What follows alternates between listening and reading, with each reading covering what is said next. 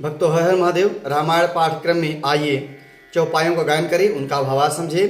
पिछले भाग में हमने गाया कि आज दशरथ जी का दरवाज़ा नहीं खुला और मंत्रीगण, भाटगण, बंदीगण दरवाजे पे आए, तो उन्होंने सुमंत को भेजा कि जाइए पता लगा के आइए कि क्या कारण है कि आज राजा दशरथ जी अभी तक नहीं जगे हैं।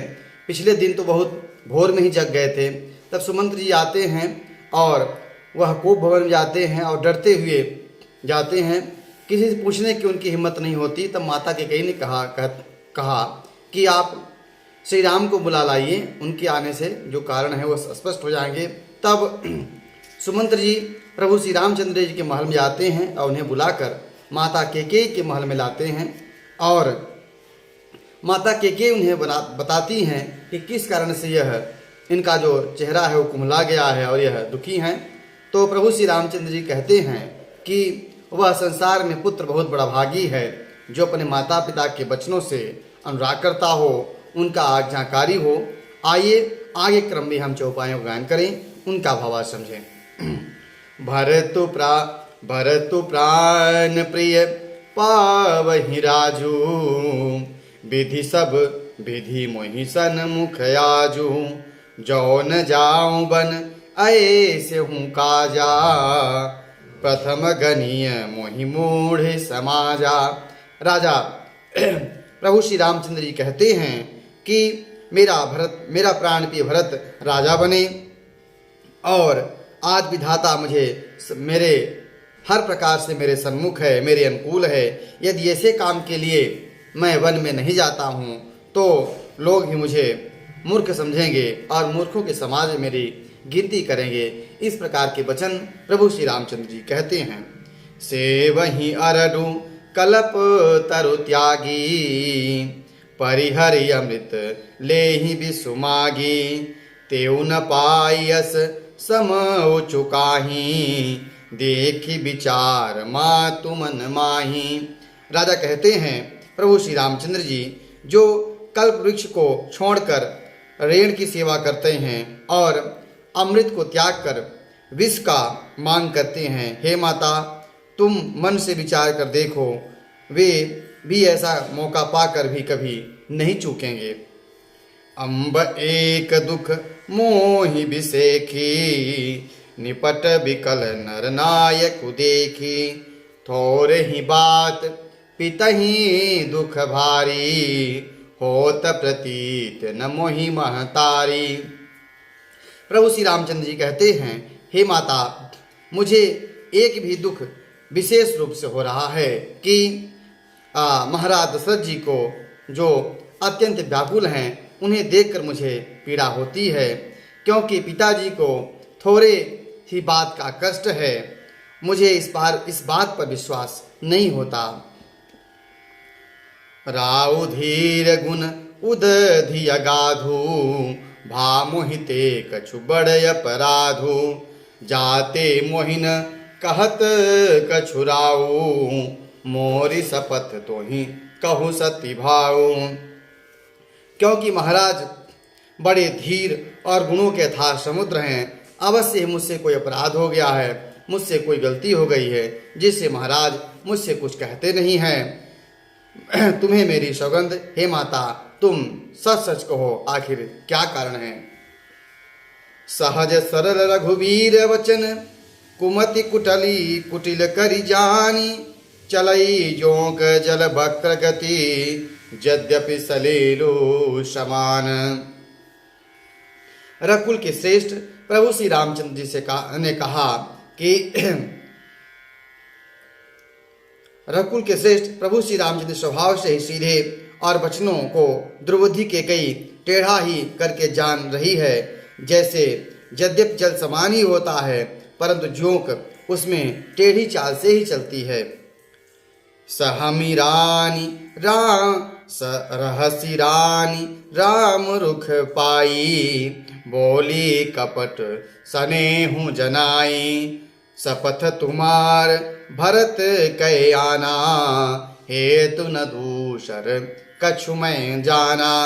रानी कैकेयी श्री रामचंद्र जी का रुख पाकर हर्षित हो गई और कपटपूर्वक स्नेह दिखाकर बोली, तुम्हारी शपथ और भरत की सौगंध है मुझे। राजा के को और क्या दुख है उसके बारे मुझे पता नहीं है। तुम अपराध जोगु नहीं ताता, जननी जनक बंधु सुख दाता। राम सत्य सब जो कछु कहु, तुम पितु मातु बचन रत अहु।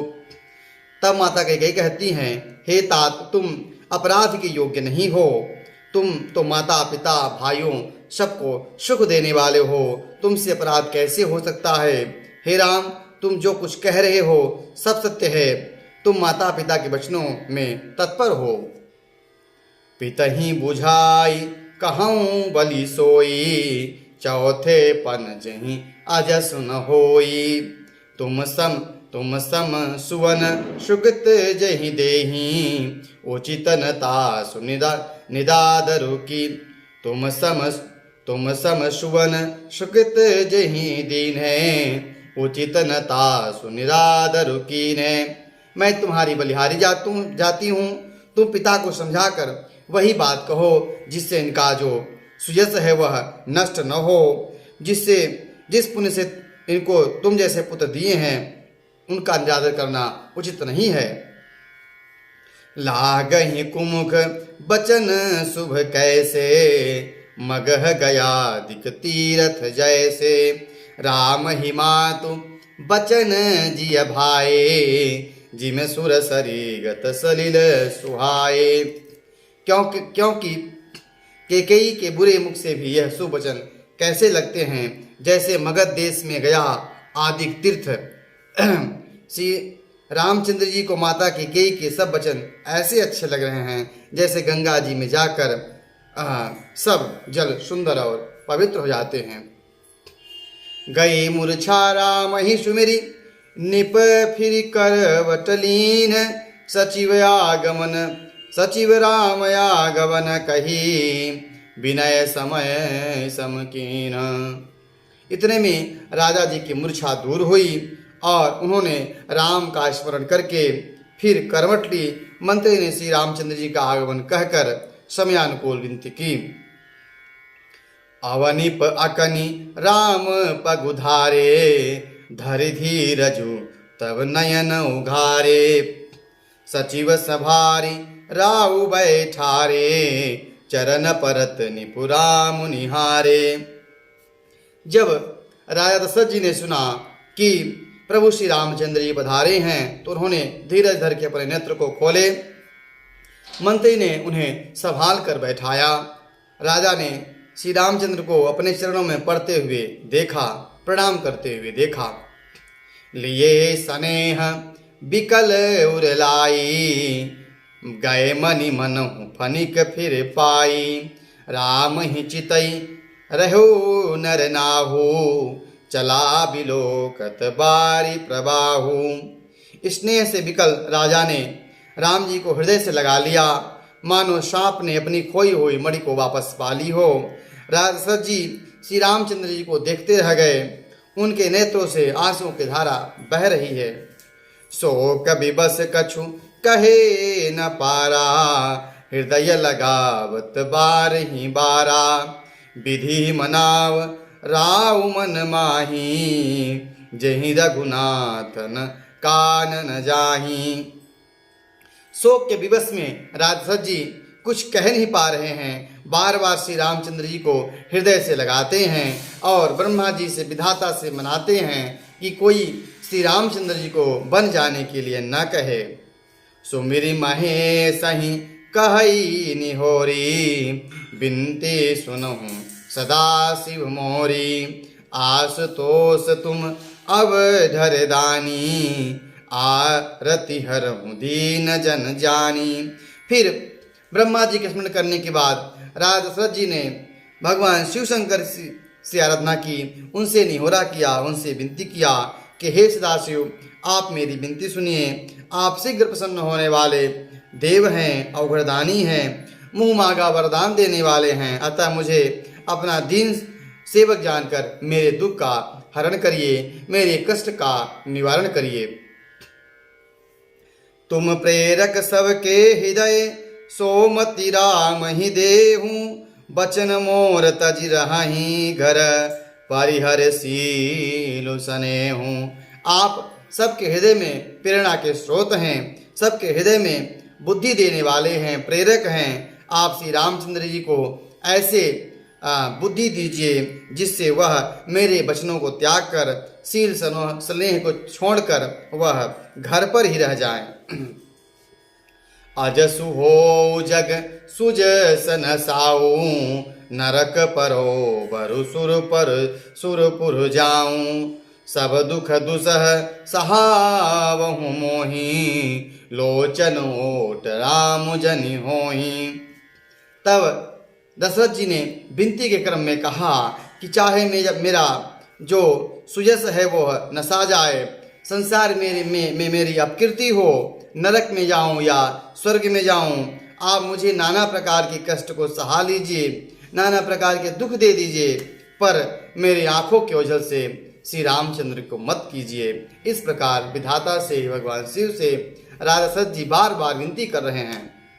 असमन गुनई राऊ नहीं बोला, पीपर पात सरिस मनु डोला, रघुपति पितहि प्रेम बस जानी, पुनि कछु कही मातु अनुमानी।